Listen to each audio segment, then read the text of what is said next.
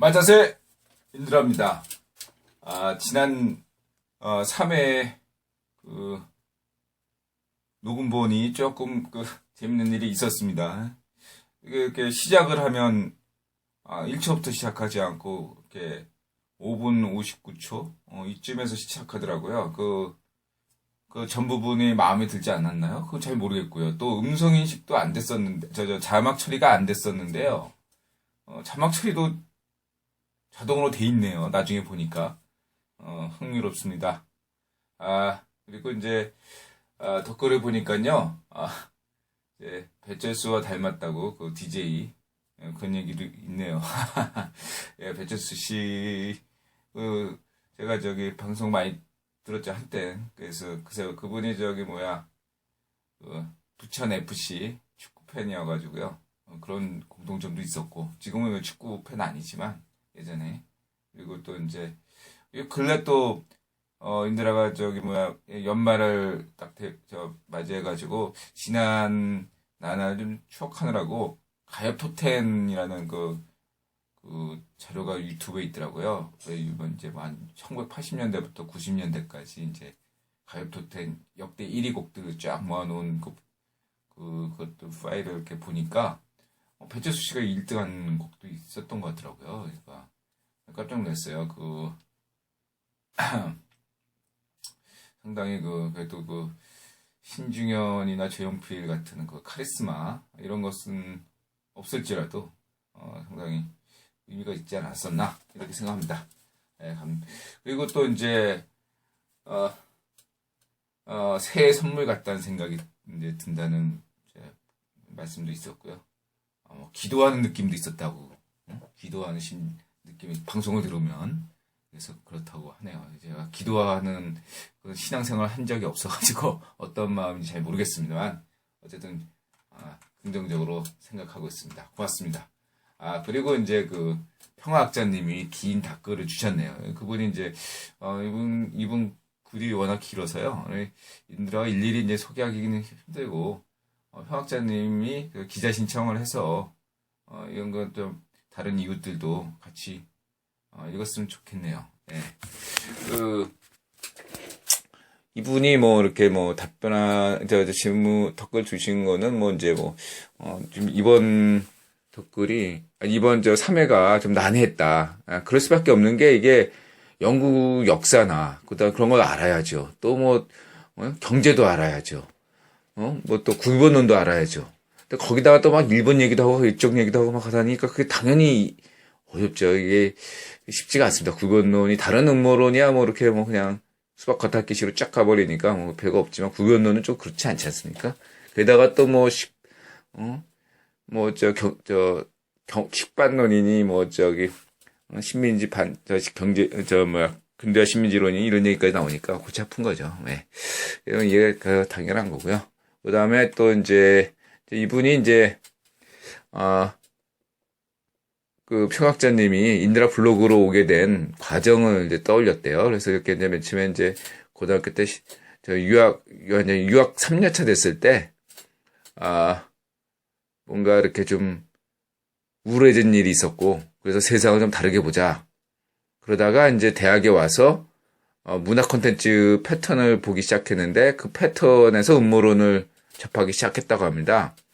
특히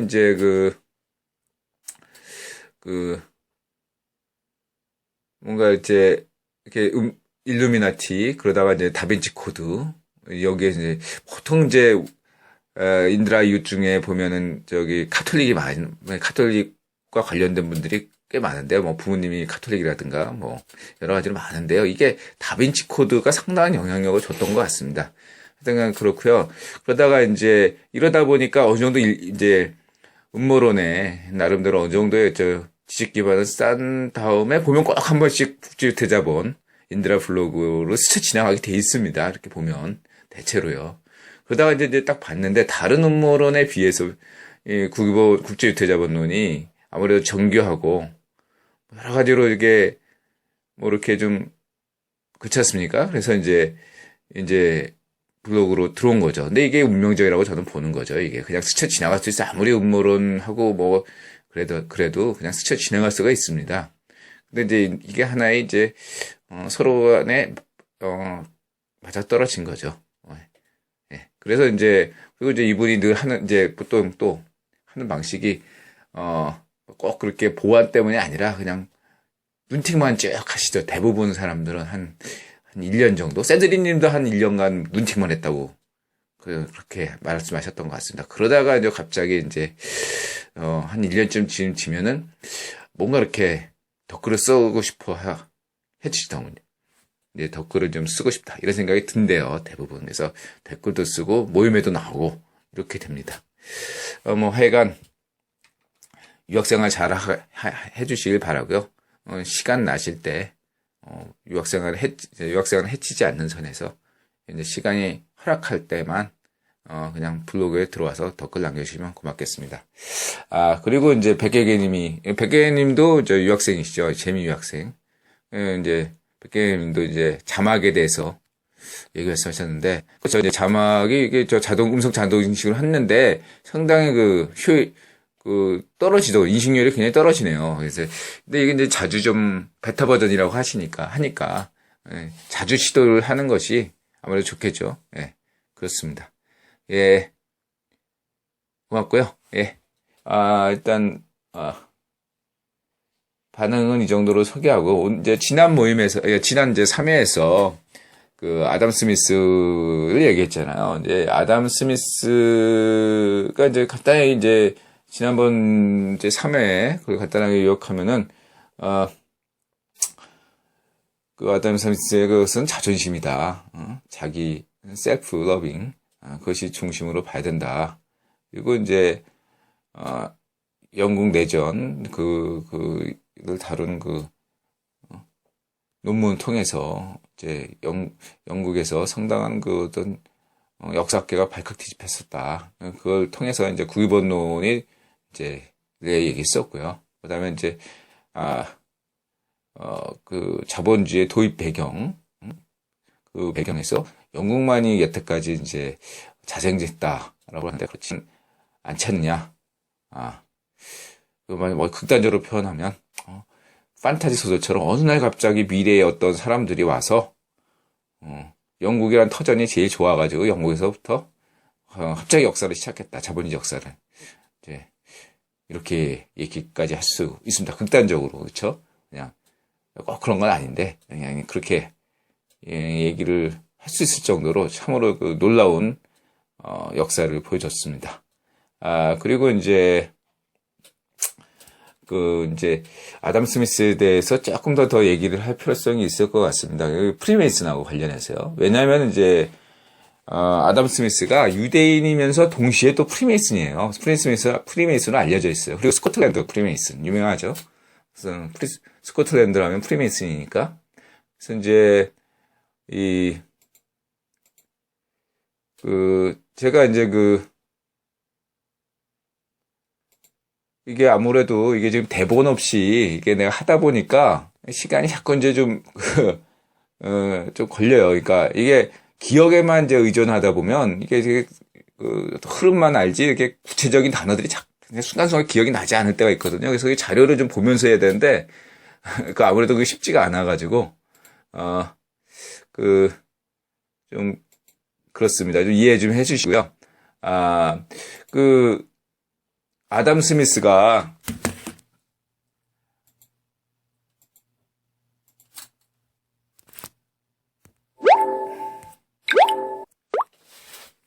아담 스미스를 이제 프리메이슨 얘기를 좀 해볼까 합니다. 아담 스미스, 그 다음에 증기기관을 발명한 제임스 와트, 그리고 또 여러분들이 잘 모르시는 존 로비슨이라는 사람이 있어요. 일단 존 로비슨이라는 사람부터 얘기할게요. 존 로비슨은 어떤 사람이냐면 에딘버러 왕립학회를 이끌었고 브리테니커 백과사전 제3개정판의 저술가로 참여하기도 했습니다. 동시에 그는 일루미나티를 건널 때 늘 등장하는 인물입니다. 왜냐하면 그가 음모의 증거들이라는 책을 냈거든요. 근데 이 음모의 증거들이 뭐냐면 일루미나티 고발하는 책입니다. 존 로비슨은 프리메이슨이면서 동시에 독실한 장로교회, 그러니까 스코틀랜드 장로교 신도였어요. 근데 이제 이 사람이 그 당시에 대륙 일루미나티가 영국의 프리메슨 단체에게 제안을 했다고 합니다. 그러니까 뭐 같이 하자. 근데 이제 그래가지고 이제 우리하고 같이 하면 어떻게 하냐. 그러니까 이쪽에서 이쪽 영국 프리메슨 쪽에서 대륙 일루미나티가 어떤 데인가 하고 이제 가서 자료를 이제 알아봤겠죠. 제휴할 만한 데인가 아닌가 하고 이제 가서 알아보니까 위험한 단체다. 이렇게 판단을 한 겁니다. 존 로비슨이요. 그러니까 이제 이 존 로비슨이 프리메슨 일원으로서 이거 그냥둬서 안 되겠다. 일루미나티를. 그래가지고 이 사람이 음모의 증거이라는 책을 저술하게 된 겁니다. 죄송합니다. 목이 좀 그러네요. 쉬었네요. 그래서 이제 이런 이제 존 로비슨이 되게 중요한 사람인데, 근데 음모론 그 글을 보면요, 이 존 로비슨이 프리메슨이었다는 사실을 쫙 빼버려요, 보통. 그러니까 그것도 좀 웃긴 거죠. 그러니까 존 로비슨은 프리메슨이었어요. 그러면서 이제 일루미나티를 고발한 거죠. 이제 프리메슨하고 일루미나티 이 관계가 그렇게 사이좋은 관계가 아니다라고 말할 수 있겠죠. 예. 그래서 또 동시에 또 프리메슨인 걸 얘기하는 사람도 있는데, 또 이 사람이 독실한 어떤 장로교의 신자라는 것을 또 얘기를 안 하는 경우도 있습니다. 그래서 하여튼 이런 사람인데, 이 존 로비슨하고요, 아담 스미스가 친하다. 라고 인드라가 얘기를 하는 겁니다. 물론 이거의 자료를 찾아볼 수는 없어요. 근데 정황은 많이 드러납니다. 왜냐면은, 이게 이제 이렇게, 어떻게 볼 수가 있냐면, 아담 스미스는 당시에 글래스고 대학 교수였거든요. 그래도 그 당시에 그 글래스고 스코틀랜드의 어떤 저명한 인사들은 다 만나고 다녔다고 볼 수가 있는 겁니다. 그 지위가 있으니까요. 또한 존 로비슨도 마찬가지였고요. 이 사람도 상당한 영향력을 가진 사람이니까요. 책을 낼 정도로 이렇게 하고 이제 뭐 왕립학회를 이끌었으니까. 예? 둘 다 그러니까 어떤 이쪽에 학계 있으니까 당연히 뭐 사람이 얼마 없지 않습니까? 그 동네. 예? 그러니까 당연히 있겠죠. 그리고 또 이제 또 하나 이제 제가 듣는 얘기가 존 로비슨하고 와트하고는 친했다고 자료가 나옵니다. 제임스 와트 증기기관 발표한 사람하고요. 근데 아담 스미스하고 또 제임스 와트하고는 또 관계가 있어요. 어떤 같은 글래스고 대학 출신이고요. 근데 아담 스미스가 글래스고 대학에 재직할 때, 그 교수로서 이름을 알릴 때, 거기에 그때 그 당시에 그 제임스 와트도 대학생 신분이었던 걸로 저는 알고 있어요. 이러니 모를 리가 있겠습니까? 그리고 이제 이런 점을 좀 고려를 이제 제가 이제 보고 있고요. 그리고 이제 그 아담 스미스, 그러니까 제가 이제 왜 프리메이슨은 그냥 뭐 재미자만 얘기하는 게 아니라 이제 아담 스미스가 그냥 책을 쓴 게 아니고 유대인이라는 어떤 신분이 가지는 어떤 특수성, 그 다음에 프리메이슨이랑 가진 특수성, 이런 것들이 결합해서 자기의 사상을 더 풍부하게 했다. 풍부하게 만들 수 있었다. 이렇게 보는 거죠. 그리고 또 이제 그 여행 가서 켄에 만난 것도 영향력을 중농주의, 그것에 대해서 상당한 그 영향력을 받았다. 이렇게 볼 수가 있고요. 어쨌든 간에, 이 아담 스미스가 있었던, 그 당시에 했던 18세기 그 스코틀랜드는 거의 그냥 그 프리메스판이었다. 이렇게 보시면 내가 그냥 그 당시에 무슨 그 역사적으로 인물이 나왔다. 그러면 그 사람은 10중 8구, 스코틀랜드이다, 그러면 프리메슨이다. 이렇게 생각하는 것도 거의 틀린 것은 아니다라고 저는 보고 있습니다. 그렇다고 한다면 이제 프리메슨은 오늘 이제 역사를 잠깐 오늘 프리메이슨에 대해서 잠깐만 얘기를 하는 걸로 하겠습니다. 프리메이슨 역사에 대해서 의견이 여러 가지가 있는데요. 저는 이제 고대로까지 올라가는 건 약간 걔네들의 판타지라고 보고 있고, 일반적으로는 17세기 15세기 말 16세기 초반에 시작했다고 보는 것이 정설이라고 보고 있어요. 프리메슨 시작은요. 그때 이제 석공조합이 이제 이루어졌는데 몇 명이서 이제 만들었다고 합니다. 근데 이제 이게 초기부터 그 정치인들을 끌어들이기 시작했는데요. 그래가지고 이제 왕족이나 귀족들이 참가했는데, 그렇다고 하면 이런 석공 조직에 정치인들이 굳이 들어갈 필요가 있냐? 여러분은 이렇게 생각하실지 몰라도 당시 그 배경을 좀 이해하시면 좀 도움이 될 것 같습니다. 그러니까 석공이라는 것은 짓는 게 뭘 짓습니까? 이건 돌로 된 그걸 짓지 않습니까? 그 건축물을. 근데 이게 성당 같은 걸 짓는 건 아무나 짓는 게 아니잖아요. 그 당시 그 기독교 국가에서 아무렇게나 짓는 거 아니지 않습니까? 그리고 그 어떤 귀족과 성직자의 요구에 의해서 짓는 거 아닙니까? 거기에 따라서 그 어떤 기독교 그러니까 거기에 규율에 맞게 져야 되기 때문에 늘 그 어떤 고위급 사제나 어떤 정치인들과의 어떤 교감이 필요했던 거죠. 그리고 이제 이 석공 조직이 그렇다 보니까 상당히 오늘날로 치면은 굉장한 전문직이었다고 할 수가 있습니다. 그래서 이제 그러니까 거기 그 석공 조합이 다른 조합도 그렇지만 아주 까다로워요. 그러니까 밑에 그 도제나 이런 사람들 하고 거의 신분을 되게 자존심이 높고 어떤 오늘날로 치면은 거의 뭐 이렇게 전문직에서 연봉 뭐 1억, 2억씩 받고 막 이런 식으로 하는 어떤 그러한 어떤 조직이었다고 볼 수가 있겠죠. 볼 수 있습니다. 근데 이제 그리고 이제 이 정치적인 이쪽 입장에서는 어떤 것이 있냐면 유스티니아누스라는 그 대제가 있어요. 이 사람이 이 사람이 건축을 되게 중시했는데 이유가 뭐냐면 같은 동방에 있는 수메르나 이집트, 이란 등지에 이렇게 거기에 있는 엄청난 규모의 건축물을 보시면 알겠죠. 이집트나 가면 뭐 이렇게 피라미드 뭐 이런 거 그리고 이라크의 무슨 공중정원 뭐 이런 거 뭐 바벨탑 그다음에 이제 페르시아 거기에 어떤 건축물 이런 걸 보면 압도당하잖아요. 이건 도대체 인간이 만든 건가? 신이 아니면 만들 수 없다. 이렇게 생각할 수밖에 없는 어떤 건축물들을 딱 보면요. 그냥 저절로 그냥 신앙심이 생기는 거죠.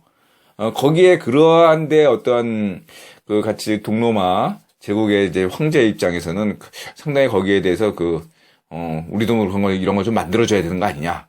이런 생각을 했던 것 같습니다. 그러다 보니까, 그리고 또 이제 정치인 하면, 오늘날 정치인도 그렇잖아요. 그러니까, 뭔가 이렇게 뭔가 업적을 이렇게 하기 위해서 제일 딱 눈에 보이는 어떤 건축물, 개선문 같은 거, 나폴레옹 개선문, 이런 거 좀 만들어줘야 되거든요. 그러다 보니까 이제 서로 이해와 요구가 딱 맞아 떨어진 거죠. 그래서 이제, 이렇게 서로 만나게 된 거고, 거기에.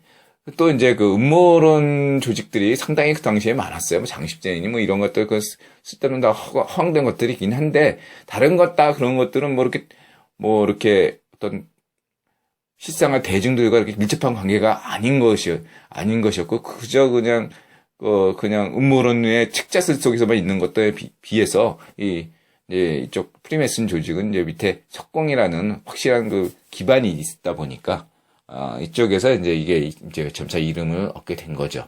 그래서 이제, 근데 그렇다고 해서 프리메슨이 어떤 그 당시부터 큰 영향을 발휘했다고 보긴 힘들고요.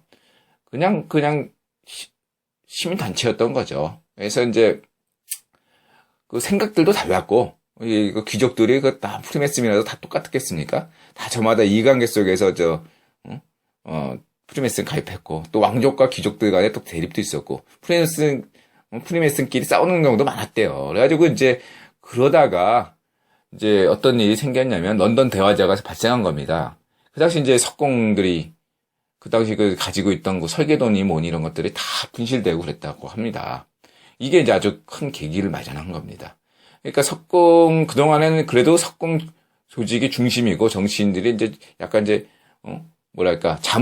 자문력. 이게 아무래도 이제 석공 조직으로서는 뭔가 조직을 만들면 옆에 이제 후원 세력 같은 게 정치인들이 있으면 좋잖아요. 폼도 나고.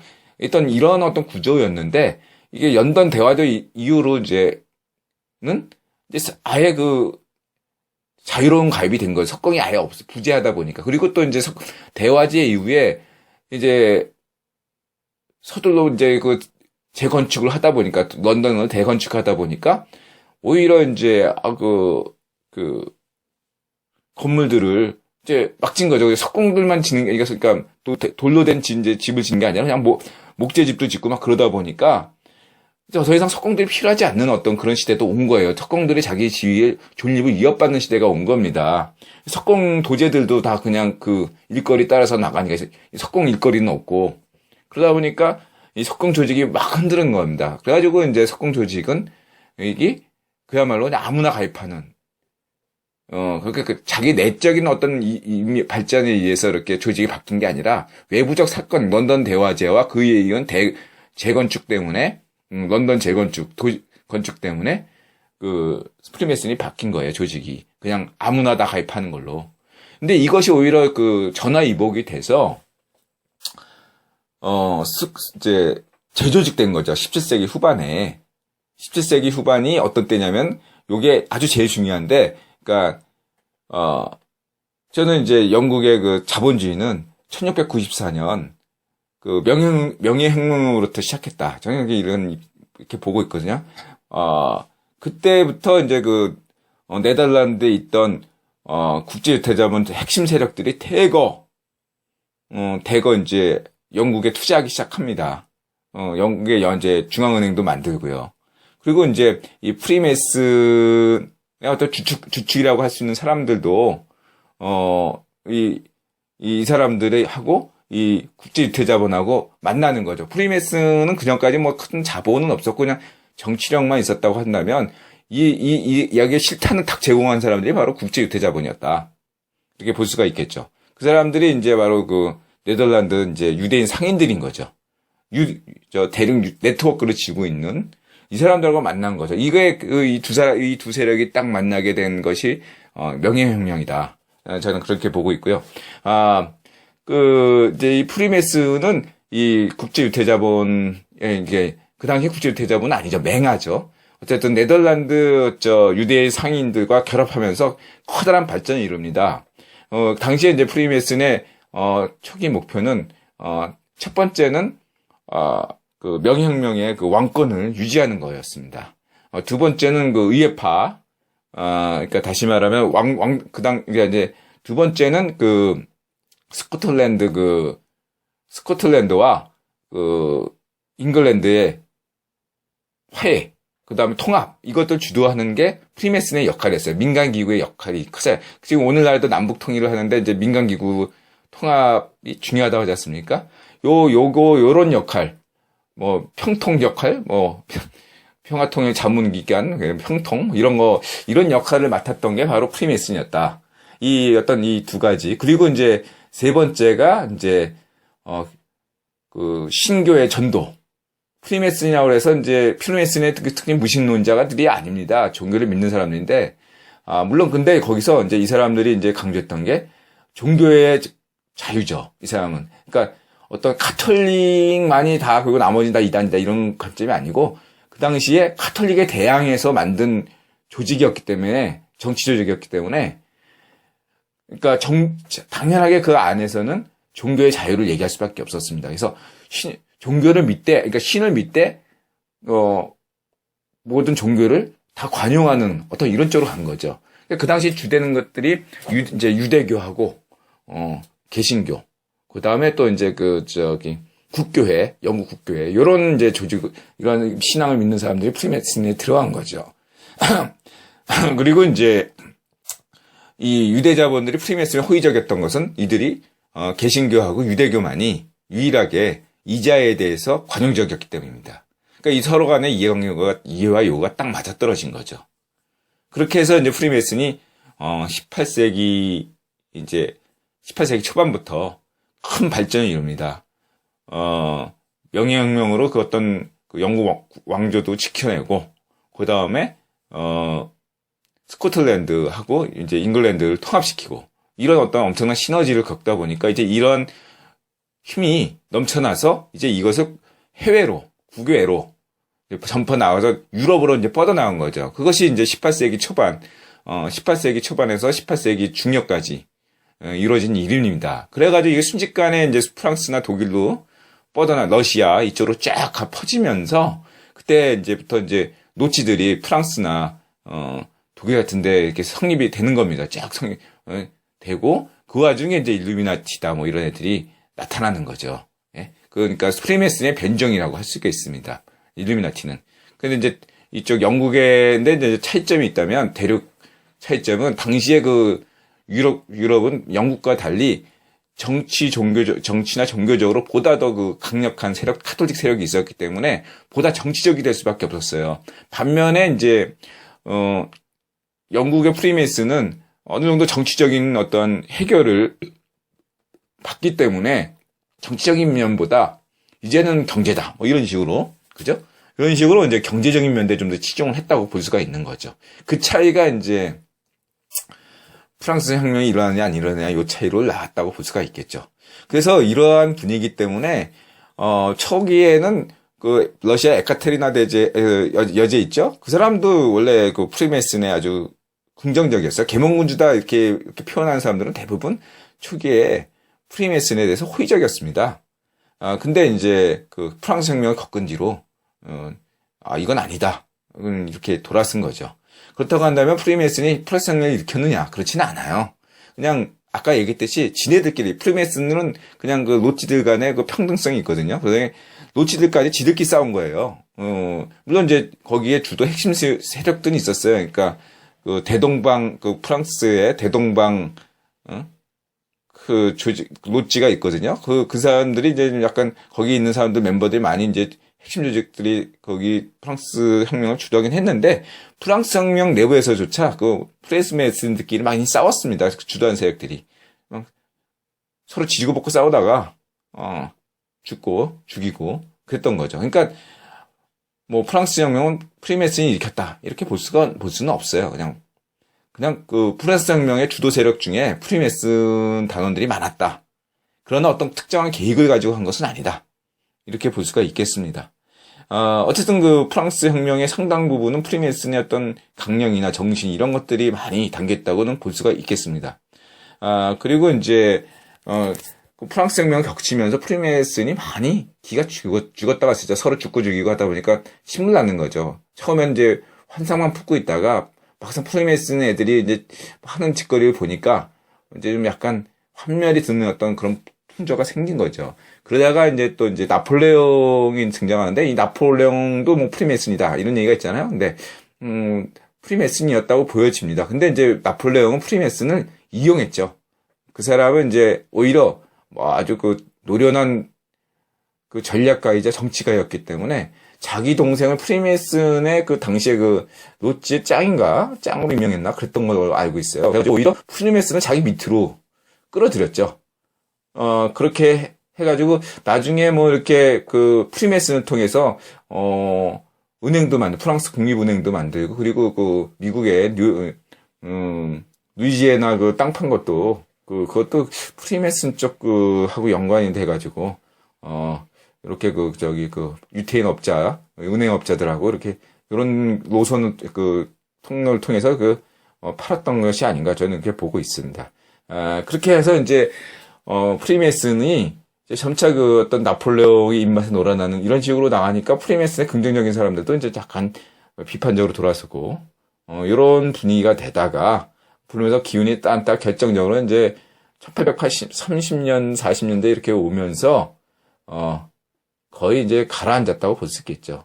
근데 그럼에도 이제 꾸준히 그 기저에 남아 있었는데, 그래서 막스가 맨 처음에 이제 어떤 도제, 거기 가입한 동맹도 이제 프리메이슨 계열이었어요. 근데 이제, 그래서 막스도 이제 프리메이슨이다 이렇게 얘기하는데 그렇지는 않고, 막스 역시도 이용하려고 했었죠. 오히려 이제 가입하자마자 이제 조금 딱 상황 눈치를 보고, 곧바로 이제 그 조직에 대해서, 지도부를 이제 공격해가지고, 지도부를 갈아엎어버렸어요.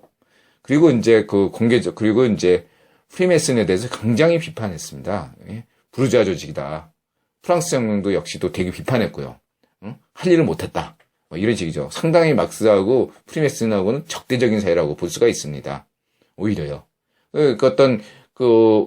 그런 면에서 막스가 프리메이슨이다 이렇게 얘기해서 그러면 일루미나티냐? 일루미나티도 아니죠. 근데 이제 일루미나티적인 어떤 그런 것들, 그런 것들을 약간 보여주긴 합니다. 용어 같은 거. 그리고 이제, 일루미나티의 했던 아담 바이샤트가, 그 사람하고 이렇게 이렇게 연상시키는 여러 가지는 하긴 했지만 일루미나티다 이렇게 볼 수는 없어요. 일루미나티에 대해서는 이제 여기서는 얘기하지 않고 다르게 또 이제 다른 방송에서 말씀드리고요. 어쨌든 프리메이슨은 점차적으로 그 할 일이 없어진 겁니다. 프랑스 혁명 뒤로 상당한 그 프리메이슨이 요구했던 어떤 이제 시민적 요구, 부르주아적 요구 이런 것들이 많이 충족이 됐어요. 당시 전 유럽적으로. 그래서 그 프리메이슨의 관심사는 유럽에서는 침체되고 오히려 그런 사상을 제3세계 아시아나 아프리카, 유럽, 미국 거기서 많이 좀 해보자 했다고 그런 사람들이 많이 나갔어요. 마치 선교사들이 그 아프리카나 이런 데 가듯이 상당히 그 사명감을 가지고 나갔지 유럽에서는 많이 침체됐다. 이렇게 볼 수가 있겠습니다. 그래가지고 이제 유럽에서는 조용하다가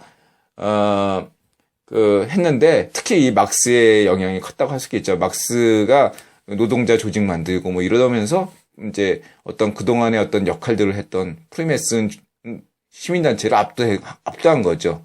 그래가지고 했다가 이제 이게 결정적으로 다시 프리메이슨이 조금 되살아나는 때가 언제냐면 1871년 보부전쟁 이후 그때 이제 파리 꼬민이 끝나고 파리 꼬민이라는 어떤 사건이 노동자 대학살 사건이거든요. 그때 이제 막스의 위신이 많이 추락합니다. 그래서 계속 막스를 믿었던 그 사람들은 막스하고 로스차일드 가문하고 한 상당히 친척 관계라는 걸 좀 눈치챘거든요. 그래가지고 이게 뭔가 이렇게 노동자들이 들고 일어나면 그 뒤에 로스차일드 가문이 좀 도와주지 않을까 이런 기대를 많이 했던 겁니다. 근데 그런 기대가 많이 좌절된 거죠. 그래가지고 이제 막스도 좀 입 닥치고 좀 조용히 살았고 한 10년 동안 그냥 그리고 이제 근데 그 당시에 로스차일드 가문이 실질적으로 보부전쟁 파리 꼬문과 보부전쟁 끝나고 난 다음에 실질적으로 6대 왕국의 하나로 딱 들어갑니다. 그때 다시 실권을 쥔 거죠. 그 전까지는 로스차일드가 1870년 이전까지는 확실하게 그 국제유태자본의 그 권력 황제에 오를 수는 없었습니다. 그 가문의 황제는 아니었어요. 그 전에는 어디죠? 갑자기 생각 안 나네. 그 형제 그 기억이 안 나네. 하여튼 그 사람들이 졌고요. 로스차일드 가문이 확실히 어떤 유럽을 장악하는 세계를 장악하는 시기는 1870년 이후다 이렇게 볼 수가 있겠습니다. 어쨌든 그때 이제 잠시 유화책이었는지 로스차일드 가문의 유화책이었는지 그때 잠시 살아나가지고 이제 자유의 신상 같은 거 만들고 그랬지 않습니까?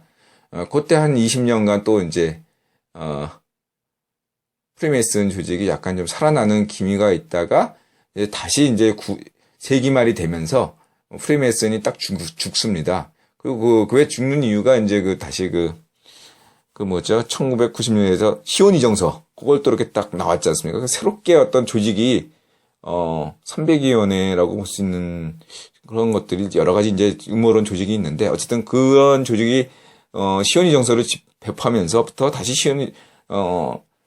프리메이슨은 쭉 가라앉고 다시 이렇게 일루미나티적인 어떤 그런 헛소문들 그런 것들을 다시 이용하기 시작합니다. 국제유태자본에서. 그 국제유태자본이 이제 프리메이슨이나 일루미나티를 이용하는 이유가 있거든요.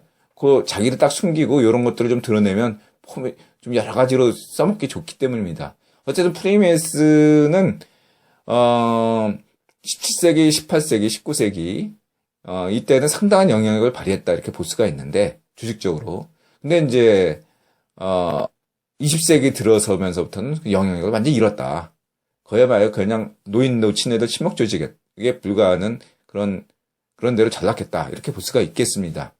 근데 이제 이게 말은 이렇게 됐는데 그때마다 이제 국제유태자본의 쓰임새에 따라서 20년 주기라든가 30년 주기로 이렇게 한 번씩 프리미어스는 이렇게 좀 이렇게 싹 해요. 예를 들면 자동차